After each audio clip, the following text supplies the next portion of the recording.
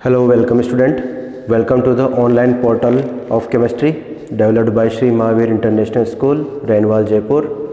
Today is the part 7 of chemical bonding.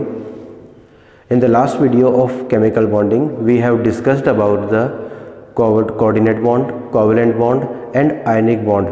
Now, today lecture we are going to study about the formation of covalent bond, how covalent bond form and what is the basic criteria to form a covalent bond. First of all, we are going to study the valence bond theory.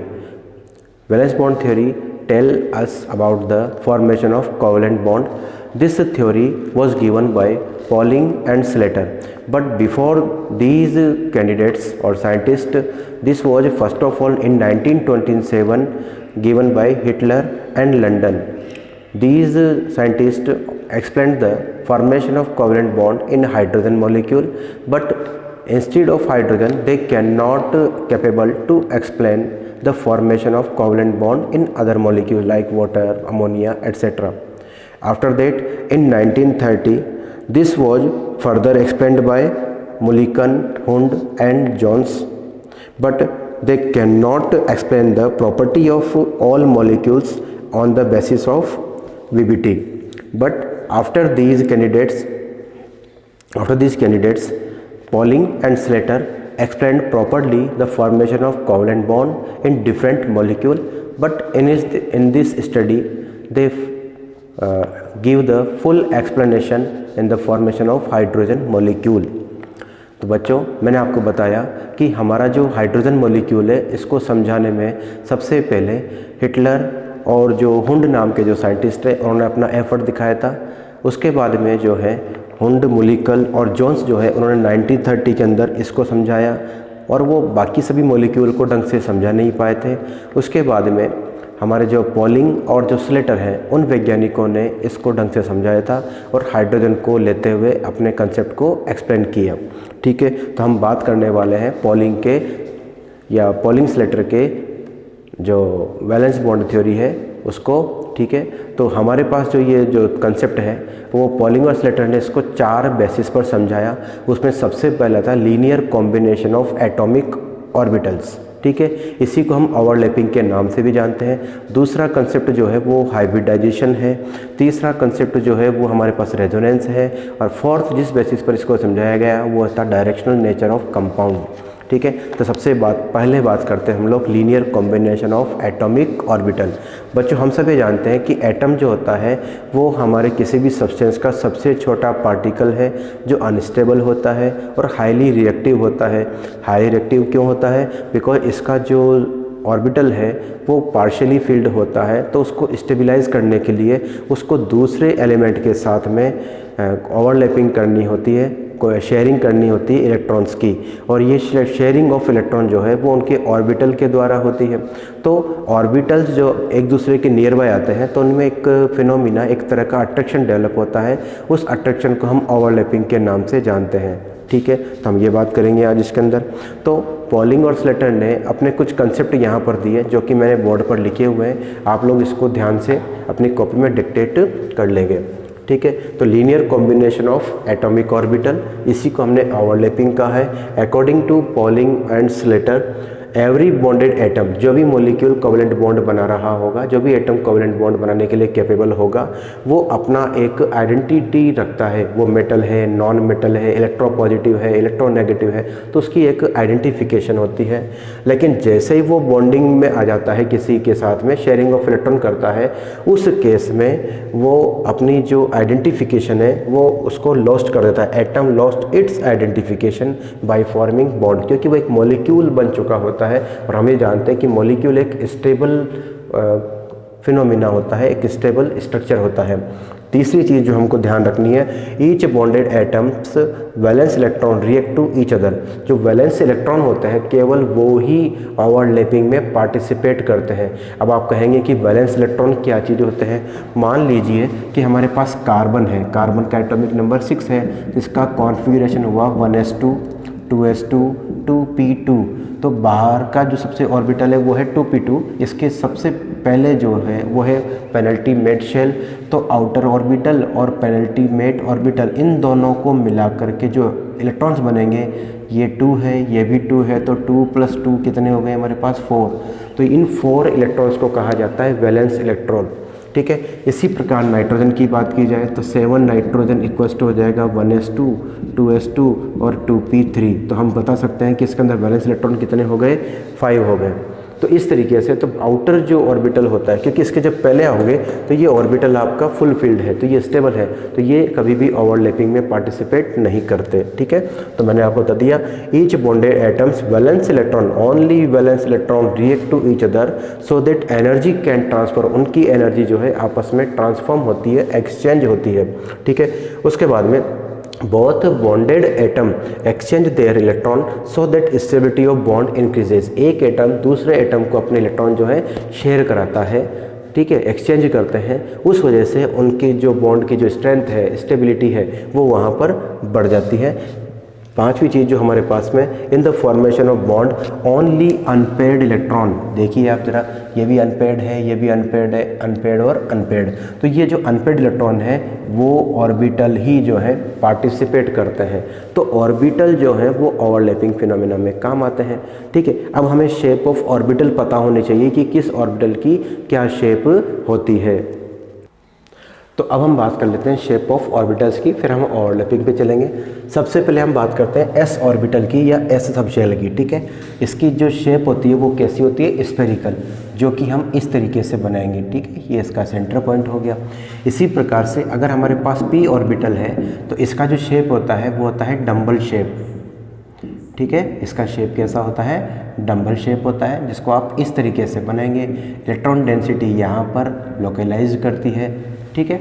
इसी तरीके से D सब shell जो होता है उसको जब आप बनाएंगे तो ये होता है डबल डम्बल, ठीक है। ये कैसा होता है, डबल डम्बल शेप होता है। तो इसकी ज्योमेट्री आप कुछ इस प्रकार से बनाएंगे, ठीक है। तो ये मैंने इस प्रकार से बनाया हुआ है, तो ये डबल डम्बल हो गया, ठीक। इसी प्रकार से एफ सब शेल जो होता है वो कॉम्प्लेक्स स्ट्रक्चर रखता है। इसका स्ट्रक्चर कैसा होता है, कॉम्प्लेक्स होता है, टिपिकल होता है, तो हम ये ध्यान रखेंगे। और मेनली ऑर्बिटल जो शेयरिंग में पार्टिसिपेट करते हैं वो हमारे एस ऑर्बिटल, पी ऑर्बिटल और डी ऑर्बिटल जो है वो शेयरिंग में या ओवरलैपिंग में ही काम में लिए जाते हैं, ठीक है। अब हम बात करते हैं कि ओवरलैपिंग वास्तव में होती कैसी है और कौन कौन से बॉन्ड इनके द्वारा बन जाते हैं। तब हम बात करने वाले हैं types of overlapping. Types of overlapping, अभी मैंने आपको बताया overlapping is a phenomena in which 2 or more than 2 orbitals come near, exchange their energy and form a new structure which is known as hybrid orbitals। तो बच्चों overlapping क्या चीज़ होती है कि जब भी दो एलिमेंट या दो एटम एक दूसरे के पास आते हैं तो उनके जो एनर्जेटिक ऑर्बिटल होते हैं जिनमें इलेक्ट्रॉन्स पाए जाते हैं, अनपेयर्ड इलेक्ट्रॉन, वो एक दूसरे के नियर बाय आते हैं और नियर बाय आने से उन ऑर्बिटल में आपस में इंटरेक्शन होता है, एनर्जी एक्सचेंज होती है।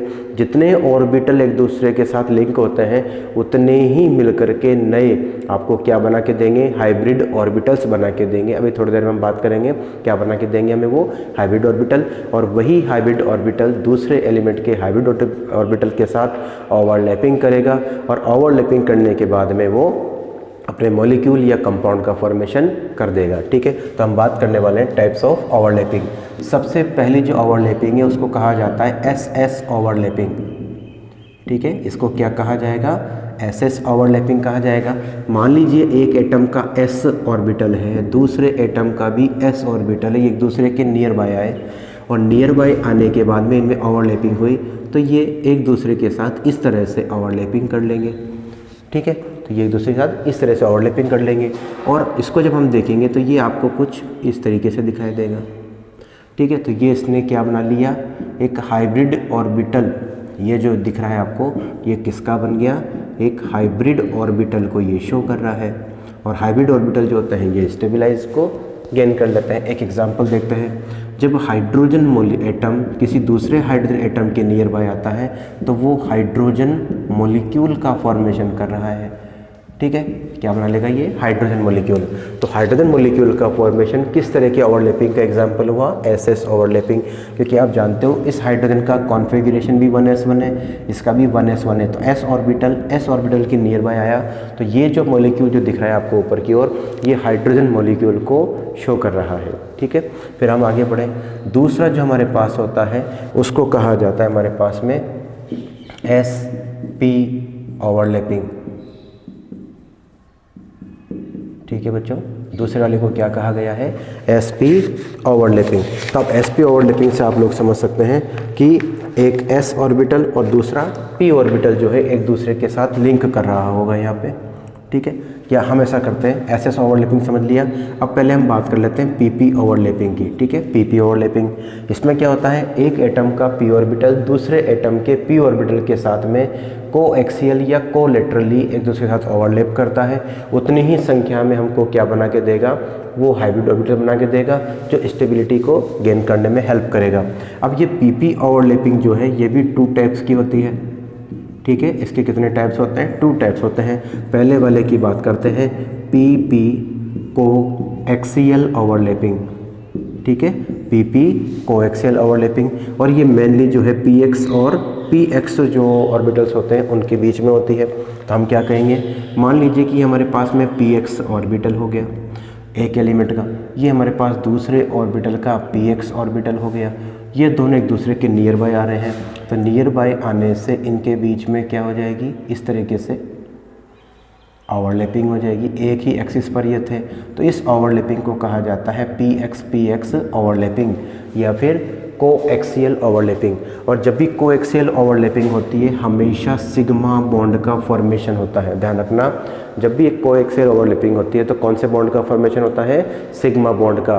और सिग्मा बॉन्ड जो होता है एक स्टेबल बॉन्ड होता है। कैसा बॉन्ड होगा, ये स्टेबल बॉन्ड होगा। सबसे पहले बनने वाला जो बॉन्ड होता है वो कोएक्सियल के द्वारा बनता है, जो कि एक स्टेबल बॉन्ड को रिप्रेजेंट करता है। ठीक है, इसके एग्जाम्पल अगर आपको देखने हैं तो हमारे पास हो जाएगा, जैसे क्लोरीन और क्लोरीन का एग्जाम्पल है। ठीक है, क्लोरीन प्लस क्लोरीन एटम जब मिलेंगे तो ये, या फ्लोरीन ले सकते हैं, एक ही बात है, ये एक ही फैमिली के हैं। फ्लोरीन प्लस फ्लोरीन एटम जब मिले तो इन्होंने फ्लोरीन मॉलिक्यूल का फॉर्मेशन किया। आप फ्लोरीन का जब इलेक्ट्रॉनिक कॉन्फ़िगरेशन देखेंगे, फ्लोरीन ये 9 है, एटॉमिक नंबर 1s2 2s2 और 2p5। आप इसका इलेक्ट्रॉनिक कॉन्फ़िगरेशन देखेंगे तो आपको क्या दिखेगा, 5 + 2 कितने हो गए हमारे पास में, 7। ऑक्टेट पूरा करने के लिए 1 इलेक्ट्रॉन की रिक्वायरमेंट है। तो p का जो एक ऑर्बिटल है वो यहाँ पर ओवरलैपिंग में पार्टिसिपेट करेगा और सिग्मा बॉन्ड का फॉर्मेशन कर देगा। बिल्कुल इसी तरीके से एक px और दूसरे वाले का भी px, और ये ओवरलैपिंग करके क्या बना देंगे, हाइब्रिड ऑर्बिटल बना देंगे और मॉलिक्यूल का फॉर्मेशन करेंगे। दूसरा जो हमारे पास आता है इसके अंदर ही, वो आता है py या कोलेटरल ओवरलैपिंग। ठीक है, दूसरा हमारा पास जो है बी पार्ट इसका, वो हम ध्यान रखेंगे। इसका जो बी पार्ट है उसको कहा जाता है pp collateral overlapping. Collateral overlapping की हम लोग बात कर रहे हैं। कोलेटरल ओवरलैपिंग जब भी होती है तो ये किसका फॉर्मेशन करके देता है, हमें एक पाई बॉन्ड का फॉर्मेशन करके देता है। और पाई बॉन्ड जो होता है हमेशा बाद में बनता है सिग्मा बॉन्ड के, जो कि एक वीकर बॉन्ड होता है as compare to sigma bond. ठीक है, तो ये पाई बॉन्ड बना रहा है। अब यहाँ पर आप ये कह सकते हैं कि मान लीजिए ये हमारे पास px ऑर्बिटल है, ये हमारे पास में, ठीक है, ये मान लेते हैं भाई ये py ऑर्बिटल है हमारे पास में, py, और इसी तरीके से दूसरे एलिमेंट का भी py ऑर्बिटल है। ये दोनों एक दूसरे के पैरेलल हैं और पैरेलल होने के बाद एक दूसरे के नियर आते हैं और नियर आने के बाद एक दूसरे के साथ इस तरीके से ओवरलैपिंग कर लेते हैं। तो ये जो ओवरलैपिंग है इसी को कहा जाता है पाई बॉन्ड या pp कोलेटरल ओवरलैपिंग।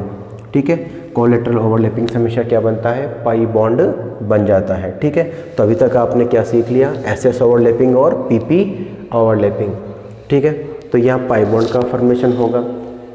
जैसे कि ऑक्सीजन मॉलिक्यूल का जब फॉर्मेशन होता है तो एक ऑक्सीजन एटम दूसरे ऑक्सीजन एटम के जब पास आएगा तो ये क्या बना के देगा, O2। जब O2 की स्ट्रक्चर देखोगे तो एक एटम दूसरे एटम के साथ में डबल बॉन्ड बना रहा है। इनमें से एक सिग्मा बॉन्ड होगा और एक कौन सा बॉन्ड होगा, पाई बॉन्ड।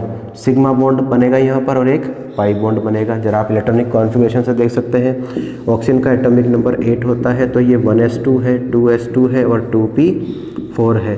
ठीक है, 4 + 2 कितने हो गए 6। तो इसका जब कॉन्फ़िगरेशन देखोगे आप 2p4 का, तो ये 1 2 3 और ये 4, ये है py ऑर्बिटल और ये हो गया हमारे पास pz ऑर्बिटल। तो py ऑर्बिटल तो जो है कौन से बॉन्ड को बनाने में हेल्प करेगा, सिग्मा बॉन्ड को, और इसी प्रकार से pz जो है वो पाई बॉन्ड को बनाने में हेल्प कर लेगा और ये लोन पेयर इसके पास एज इट इज़ रह जाएंगे। ठीक है, ये 2s2 का दिख रहा होगा आपको, ये 2s2 का एक लोन पेयर हो गया और एक ये, तो यहाँ पर हमारे पास 2 लोन पेयर रह जाते हैं। ठीक है, तो ये हो गया हमारे पास pp ओवरलैपिंग। ठीक, अब हमारे पास जो तीसरी जो कैटेगरी आती है उसको कहा जाता है sp ओवरलैपिंग। ठीक है, तीसरी कैटेगरी को क्या कहा जाता है, sp ओवरलैपिंग। अब आपने समझ लिया होगा कि sp ओवरलैपिंग कब बनेगी, जब हमारे एक एलिमेंट का s ऑर्बिटल और दूसरे का हमारे पास में p ऑर्बिटल एक दूसरे के नियर बाय आ जाए, तब इनके एक ही एक्सिस पर आने से जो ओवरलैपिंग आपको दिखाई देगी इस तरीके से। ठीक है, तो इस ओवरलैपिंग को हम क्या नाम देते हैं, sp ओवरलैपिंग। sp ओवरलैपिंग से भी आपको क्या मिलेगा, सिग्मा बॉन्ड मिलेगा।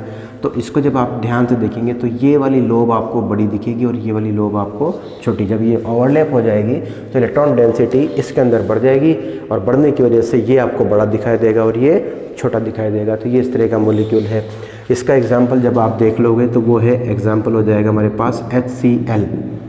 H के अंदर s ऑर्बिटल होता है, Cl के अंदर p ऑर्बिटल होता है, तो इनके बीच में जो ओवरलैपिंग चलेगी वो कौन सी ओवरलैपिंग हो जाएगी बच्चों, वो हो जाएगी sp ओवरलैपिंग।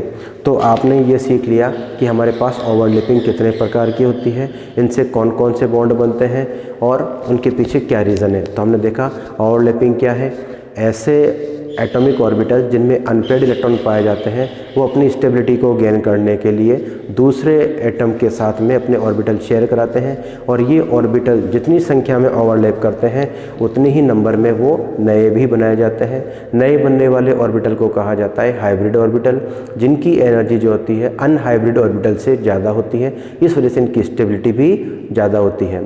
ठीक है बच्चों, तो ये हमने देखा। फिर हमने देखा कि s जो ऑर्बिटल का जो ओवरलैपिंग है वो कितने तरीके का होगा, 3 तरीके का पाया जाता है। एक को कहा जाता है SS ओवरलैपिंग, जहाँ पर दोनों ही एटम के SS ऑर्बिटल जो है वो पार्टिसिपेट करेंगे। एग्जांपल देख लिया हाइड्रोजन। दूसरा हमने देखा PP ओवरलैपिंग। PP ओवरलैपिंग भी 2 तरीके का है। एक को कहा कोएक्सियल ओवरलैपिंग, जहाँ सिग्मा बॉन्ड का फॉर्मेशन हुआ, हाईली स्टेबल था, ठीक है ना, और सिग्मा बॉन्ड बनता है यहाँ पर।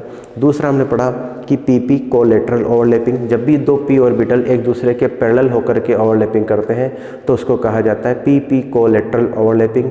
कोलेटरल ओवरलैपिंग में मेनली PY और PZ जो ऑर्बिटल हैं वो पार्टिसिपेट करते हैं और इसके द्वारा हमेशा पाई बॉन्ड का फॉर्मेशन होता है। ठीक है, और तीसरा हमने देखा sp ओवरलैपिंग, जहाँ पर एक एलिमेंट का s ऑर्बिटल और दूसरे एलिमेंट का p ऑर्बिटल जो है एक दूसरे के साथ लिंकेज में आ जाते हैं। ठीक है बच्चों, तो ये आप लोगों ने यहाँ पर आज सीख लिया। कल वाली जो क्लास होगी उसके अंदर हम लोग बात करने वाले हैं हाइब्रिडाइजेशन की। तो आप अगले इसके 8 वीडियो के अंदर तैयार रहेंगे और वहाँ पर हम बात करेंगे इसके हाइब्रिडाइजेशन फिनोमिना की। ठीक है, तब तक के लिए good day and good bye.